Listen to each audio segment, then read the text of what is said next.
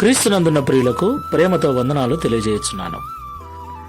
ఈరోజు దేవుడు మనకు చేస్తున్న వాగ్దానం ఏమిటనగా కీర్తనల గ్రంథము 34వ కీర్తన 17వ చరణం.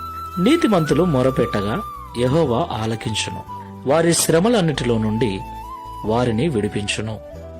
ఆమేన్. నా ప్రియమైన సహోదరి సహోదరులారా, మనమందరము కూడా ప్రార్థన చేస్తూ ఉంటాం.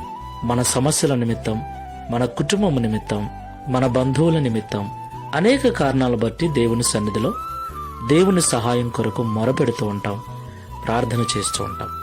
అయితే దేవుడు మనం చేసే ప్రార్థన వినాలి, మన పరిస్థితులను చక్కబరచాలి, మన శ్రమల నుండి కొరతల నుండి విడిపించాలి అంటే మనము నీతిమంతులమై ఉండాలని దేవుడి ఉదయకాల సమయంలో మాట్లాడుతున్నాడు. ప్రియులారా, నీతిమంతులు మొరపెట్టగా యెహోవా ఆలకిస్తాడని దావీదు గారు మాట్లాడుతున్నారు. ఈ మాటలు వింటున్న ప్రియ సహోదరి సహోదరులారా, ఒకసారి మనల్ని మనము పరిశీలన చేసుకుందాం, సరి చేసుకుని ప్రార్థన చేసుకుందాం.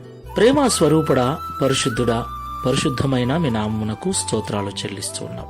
అవును తండ్రి, ప్రతి దినం మేము ప్రార్థిస్తూనే ఉన్నాం.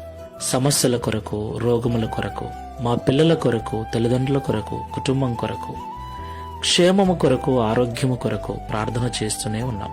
ఇలా అనేక విషయముల నిమిత్తమై నీ సన్నిధిలో మొరపెడుతున్న మేము మా మొరను మీరు విన్నట్లుగా నీతిమంతులమై ఉండాలని మాతో మాట్లాడారు. ఈ ప్రార్థనలో ఏకీభవిస్తున్న మేమందరం కూడా నీతిని అనుసరించి నడుచుకుని వారుగా ఉండటకు సహాయం చేయండి. ప్రియ తండ్రి, క్రియల మూలమైన నీతి, విశ్వాస మూలమైన నీతి మేము కలిగి ఉండటకు కృప చూపండి. నీతి నిమిత్తమై ఆకలి దప్పులు కలిగి ఉండుటకు కృప చూపండి. ఈ లోకములో ఆస్తుల కొరకు Download ShareChat.